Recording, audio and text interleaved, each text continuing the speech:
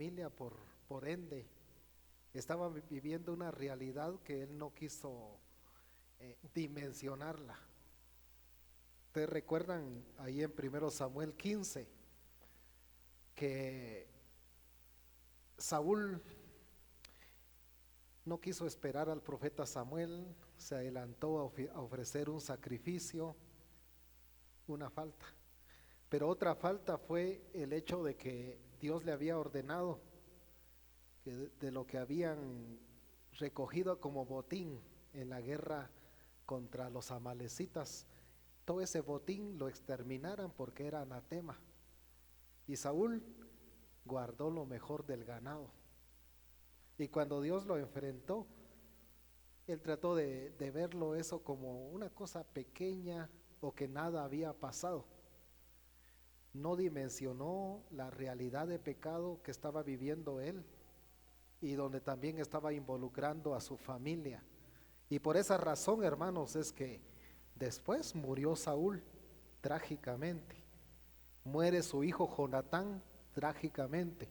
Y prácticamente esa familia desapareció del mapa por alguien que no quiso mirar bajo la superficie, no quiso dimensionar la realidad de pecado que estaban viviendo. Nosotros no podemos hacer eso, sería muy irresponsable hacerlo. El segundo principio, hermanos, es que quiera que no, nosotros somos influenciados por el pasado. Cada uno de nosotros fue moldeado en una familia y esa familia en la cual nosotros nacimos, crecimos, tiene influencia sobre nosotros. Y muchas veces se dan patrones de conducta que se repiten.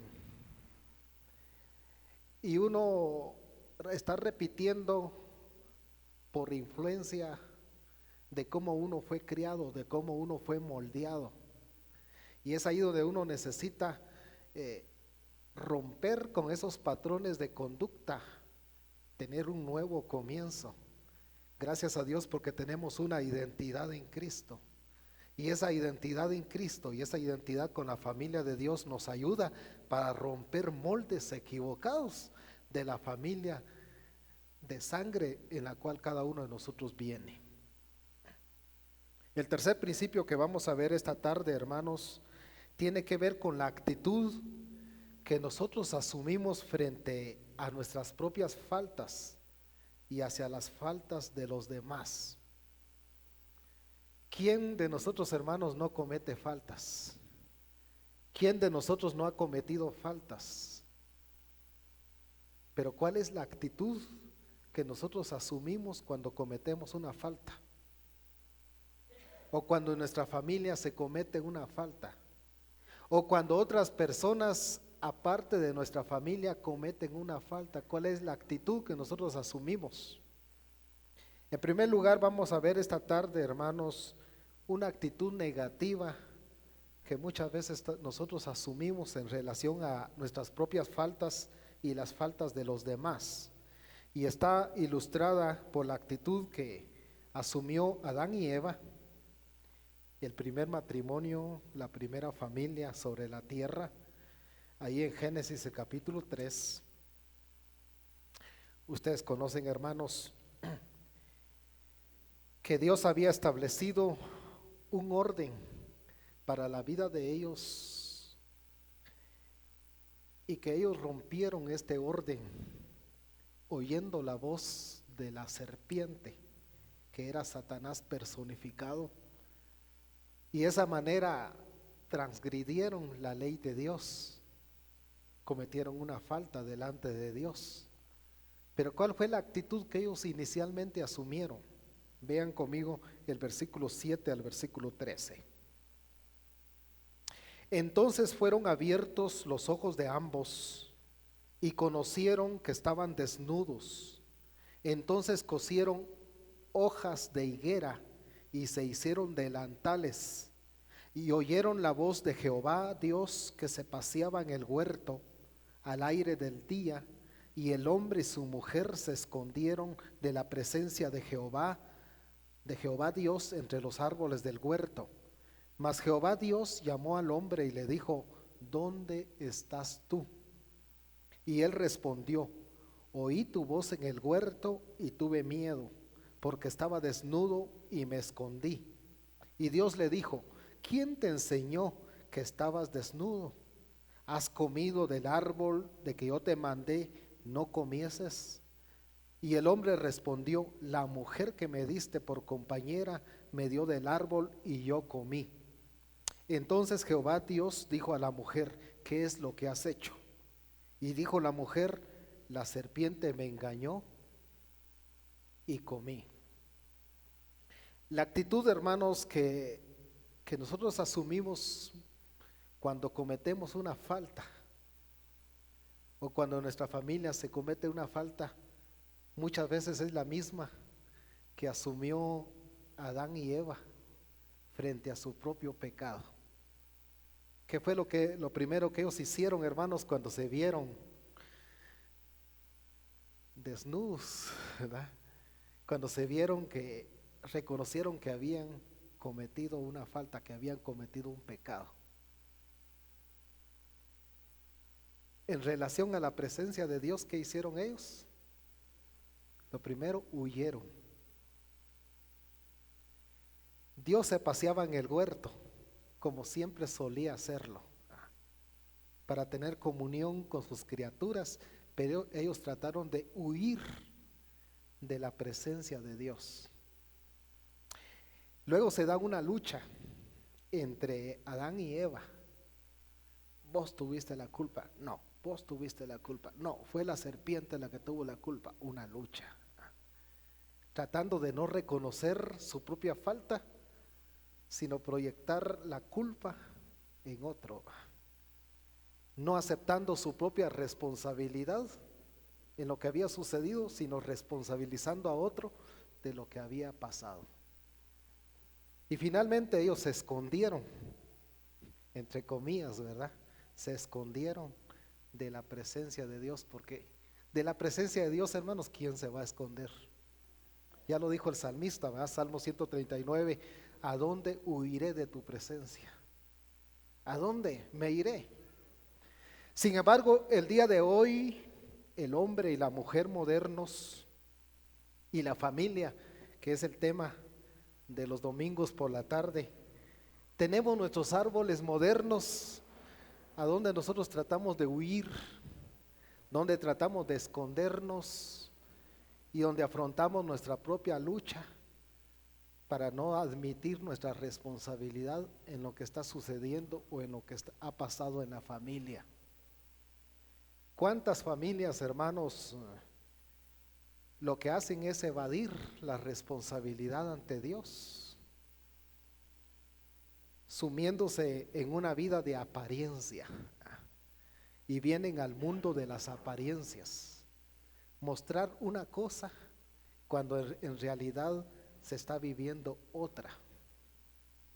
Y a veces se trata de esconder. Bueno, ante los ojos de la sociedad se pueden esconder muchas cosas, ¿verdad? Porque de la puerta para adentro, a veces solo la familia se da cuenta qué está pasando. Pero hay alguien que sí se está dando cuenta qué está pasando en el interior de la familia. ¿De quién no se puede esconder lo que está sucediendo? Pero eso en nada también soluciona, hermanos, la problemática de la familia, ¿verdad? Porque tarde o temprano los problemas de la familia trascienden a las cuatro paredes del hogar y se hace evidente lo que quizá se ha mantenido oculto o se ha tratado de esconder, porque Dios conoce los corazones y la misma familia puede sufrir las consecuencias de algo que no han querido afrontar. Por eso estamos hablando, hermanos, en este tema de una familia emocionalmente sana.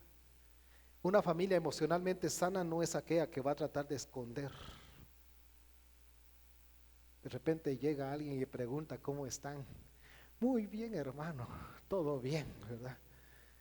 Pero tal vez recientemente se estaban tirándose los platos ahí. ¿Por qué esconder? ¿De qué nos ayuda a esconder? El principio que estamos aprendiendo, hermanos, para una familia emocionalmente sana es el de ser transparentes. Primero ante los ojos de Dios y luego ante la iglesia. Tenemos que confiar en otras personas y poder mostrarnos como transparentes y dar a conocer muchas veces las luchas que estamos pasando para que nos ayuden en oración, para que nos ayuden con sus consejos y con la ayuda de Dios y el apoyo de los hermanos salir adelante. Y no que las cosas, hermanos, se hagan evidentes cuando ya no tienen solución, ¿verdad? Cuando ya no tienen remedio, cuando realmente se puede ayudar en el proceso. Entonces, hermanos, necesitamos tener esa actitud, no esa actitud negativa, sino una actitud positiva. Vengan conmigo, por favor, al Salmo 32 para ver la actitud positiva que nos ayuda como familias para ser una familia emocionalmente sana. Salmo 32.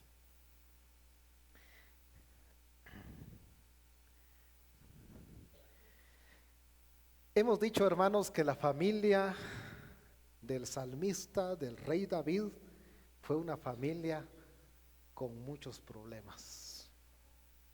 Una familia que a través de las distintas generaciones repitió patrones de conducta equivocados. Solo para recordar, ¿cuáles fueron algunos de esos patrones de conducta equivocados que se repitieron en la familia de David, de una generación a otra?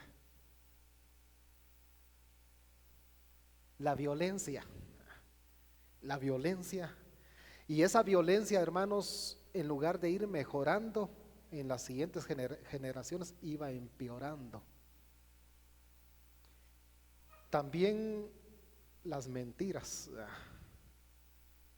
el asunto de las mentiras, el pecado sexual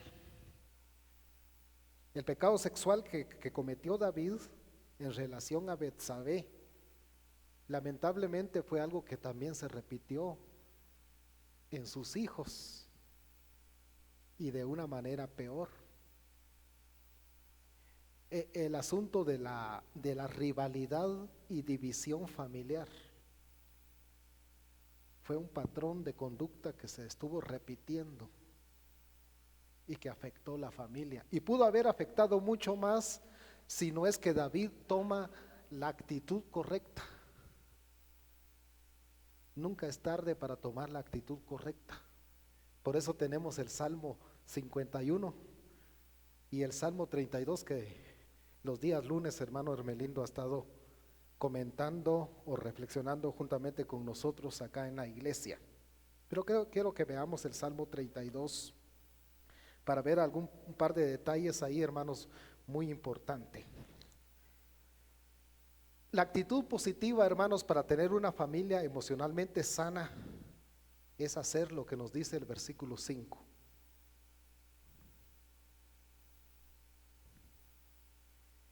Mi pecado te declaré y no encubrí mi iniquidad. Dije, confesaré mis transgresiones a Jehová y tú perdonaste la maldad de mi pecado. Paso número 1, hermanos, en una actitud positiva frente a nuestras propias faltas es enfrentar el pecado. El pecado a veces se vuelve como un toro bravo, con cuernos, difícil de enfrentar, pero hay que enfrentarlo. Recuerden que al toro bravo, a los cuernos, ¿verdad? Hay que enfrentarlo. ¿Y de qué manera lo vamos a enfrentar? En primer lugar, asumiendo la responsabilidad de nuestro pecado. No podemos, hermanos, culpar a otros, ¿verdad? Hacer la de Adán, la esposa que me diste, o hacer lo de Eva, la serpiente me engañó, o estos hijos que yo tengo, si se portaran mejor, o es que el carácter que yo tengo. los genes que mis antepasados me heredaron, para buscar excusas, hermanos, y para responsabilizar a otros, siempre va a haber excusas. Algunos incluso hablan del gen de la infidelidad. Ahora con esto del genoma humano, ¿verdad? Que se ha descubierto que hay genes que uno hereda. Algunos dicen, yo soy infiel porque traigo el gen de la infidelidad. ¿Qué gen de la infidelidad? Ni qué nada. Esas son mañas, ¿verdad? Son mañas. Porque no hay gen de la infidelidad, hermanos. Lo que hay son patrones de conducta que a uno lo influencian, sí, pero que uno tiene que asumir su responsabilidad cuando falla. No es responsabilidad de ninguna otra persona, es solo de uno. Por eso el salmista no dice acá, es que Betsabé me provocó, sino él sencillamente dice, mi pecado te declaré y no encubrí mi iniquidad. Y el resultado, hermanos, de la confesión y el arrepentimiento es que Dios perdona el pecado.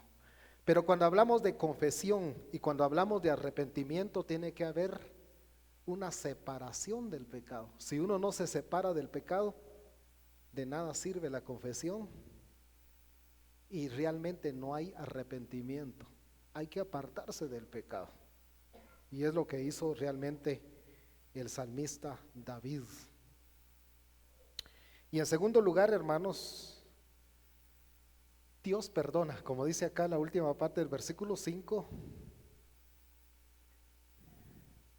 tú perdonaste la maldad de mi pecado. Hay que aceptar el perdón divino. Dios perdona todo pecado que se confiesa, pero que uno se aparta de él.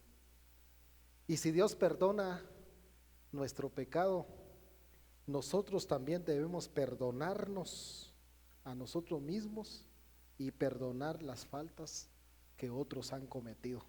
Porque a veces, hermanos, nosotros somos más duros que Dios, ¿verdad? Dios perdona, pero nosotros no perdonamos. Dios nos ha perdonado, pero nosotros no nos perdonamos a nosotros mismos. Y así no se puede tener una familia emocionalmente sana. Una familia emocionalmente sana tiene que ver también con liberarse de la culpa que el pecado causa. Y si Dios ha perdonado el pecado, también hay que liberarse de la culpa. La gracia de Dios, hermanos, libera. La gracia de Dios libera. Yo les he compartido que en mi adolescencia manejaba mucha culpa por faltas en mi niñez, faltas en mi adolescencia, y generalmente en esas edades uno maximiza lo que tal vez es pequeño. Pero cuando leí un libro del doctor Charles Ryrie que habla de la gracia de Dios, créame que entender la gracia de Dios en la palabra a mí me liberó de un montón de culpa. Y cuando uno está liberado de la culpa, hermanos, también puede transmitir eso a la familia para que la familia esté liberada de la culpa. Y es lo que el salmista experimenta acá. Vean ustedes el versículo 1 y versículo 2. Dice, bienaventurado aquel cuya transgresión ha sido perdonada y cubierto su pecado. Bienaventurado. Esta palabra bienaventurado se puede traducir como feliz, como dichoso, como emocionalmente sano, aquel que sabe que su transgresión ha sido perdonada. Porque de verdad, hermanos, Dios perdona. Y cuando Dios perdona, Él olvida. Y dice, y cubierto su pecado. Llama la atención lo que esto significa, hermanos. Hay una explicación teológica que dice que en los tiempos del Antiguo Testamento, antes de que Cristo viniera a morir por los pecados nuestros, el pecado era solamente cubierto, ¿verdad? Como cuando colocamos algo, supongamos que este es pecado, entonces solamente se cubría, pero seguía estando ahí, ¿ya? Seguía estando ahí, solo que estaba cubierto. Ya cuando el Señor Jesucristo murió, el pecado ya no es solamente cubierto, sino es quitado. Pero me gusta una explicación que dio el doctor Luis Palau en el Festival de la Familia de 1991. Acá en la capital se celebró el Festival de la Familia. Dios me dio la oportunidad, juntamente con 2 miembros de la iglesia en Huehuetenango, venir al festival. Y eran tiempos, hermanos, cuando había mucho pecado en la iglesia. Habían caído líderes importantes de la iglesia evangélica en los Estados Unidos, el caso de la caída de Jimmy Swaggart y otros muy escandalosos, esos pecados, y que habían hecho mucho daño a la iglesia evangélica. De hecho, las asambleas de Dios se dividieron por el tema Jimmy Swaggart, porque él no aceptó la disciplina de su iglesia que los ancianos le habían colocado. Entonces una parte se fue con Jimmy Swaggart y otra parte quedó con los ancianos. Entonces, hablando sobre este pasaje, el doctor Luis Palau dice: gracias a Dios que Dios cubre nuestro pecado, y lo cubre de los ojos de las personas, porque Dios tiene misericordia, pero las personas no tienen misericordia. Dios muchas veces, Dios perdona todo pecado, pero las personas no perdonan. Dios olvida el pecado, pero las personas no olvidan el pecado. Pero eso es posible, hermanos, cuando uno confiesa su pecado ante el Señor y se aparta.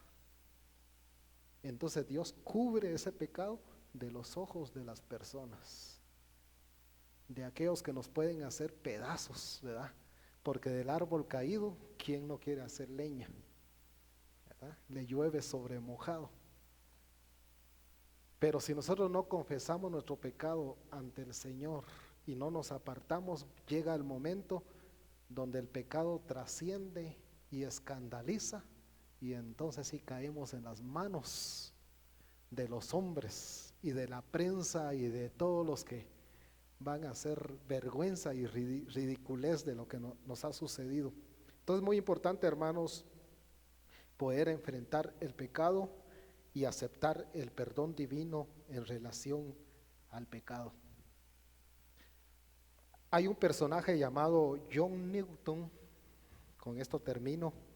La biografía de este personaje está en la página 251 de nuestro himnario, y se los voy a leer literalmente. Es autor del famoso del famoso himno Sublime Gracia. Al pie del himno 251 está la biografía de John Newton. Dice así: el autor de Sublime Gracia sabía de qué escribía. Sabía de qué escribía. Solo la gracia divina lo pudo cambiar de un hombre duro y degenerado a un siervo útil de Dios. John Newton perdió a su madre piadosa cuando era niño y no siguió su ejemplo de fe. Comenzó una vida de marinero a los 11 años y con el tiempo se dedicó a transportar esclavos del África. Cayó en una situación desesperante debido a los vicios, y en varias ocasiones Dios le libró milagrosamente de peligros. A pesar de ello, Newton seguía resistiendo el llamado del Señor. Por fin, después de casi naufragar en una tempestad, se convirtió y su vida cambió radicalmente. Llegó a ser pastor. y escribió este himno como testimonio de la asombrosa gracia de Dios demostrada en su vida. Y quiero leer 2 estrofas del himno Sublime Gracia, que es el 300, el número 300. Lo que escribe John Newton. Sublime gracia del Señor que un infeliz salvó. Fui ciego, mas hoy miro yo, perdido y Él me halló. Su gracia me enseñó a temer, mis dudas ahuyentó. Oh, cuán precioso fue a mi ser cuando Él me transformó. Eso hace la gracia del Señor, hermanos. Y es el principio para tener una familia emocionalmente sana, dar lugar a la confesión y aceptar el perdón divino como sanidad a la vida y por ende a la familia. Que el Señor nos ayude. Les invito a ponerse de pies.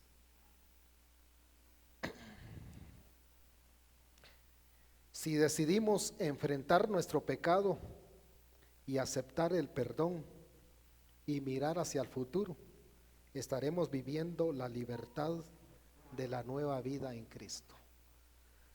Amado Padre, muchas gracias por la libertad que nos trae la nueva vida en Cristo. Todos tenemos un pasado, Señor, que ejerce influencia en nosotros y un presente que nos tienta y muchas veces nos hace caer.